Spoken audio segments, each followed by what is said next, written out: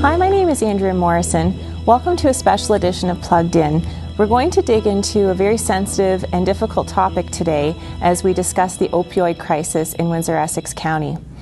Did you know that in Windsor, Essex County, we have a 50% higher overdose rate than other counties in the province?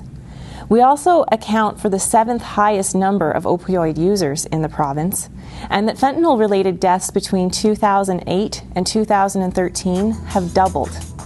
Joining us today, we have Detective Constable Al Gibson from the LaSalle Police Service, Jody Pierce, who is a health promoter from the Windsor Essex Community Health Centre, and James Lucier, a Villanova graduate who is a member of Spiritual Soldiers. We're going to discuss the opioid crisis and the different challenges facing our community and some new initiatives, specifically the Not My Kid campaign. I'd like to welcome Al and Jody and James to our panel today, and thank you for your time, because I know this is a current issue but also a very important one. So Al, we'll start with your role in LaSalle Police and what this new initiative is all about. So my name is Al Gibson. I've been policing for 23 years with the LaSalle Police Service. I'm currently assigned as the Drug Resource Officer with the service. Part of my duties are the traditional roles of a drug officer. However, a good portion of my duties now include being proactive in non-traditional duties through education and awareness out in the public, specifically lately in relation to the opiate problem. Okay. And Jody, I understand you were instrumental in launching this new campaign. Can you tell me about your role?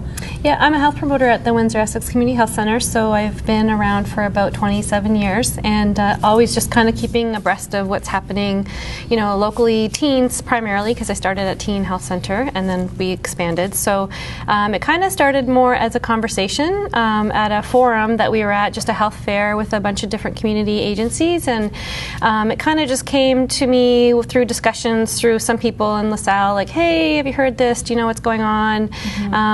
And just through asking some questions and having a conversation, it seemed apparent that a few community agencies were kind of saying, yeah, we're noticing a difference, or we're hearing there's a problem, and you know, so addiction has changed or usage has changed among young people, specifically I think in LaSalle at the time.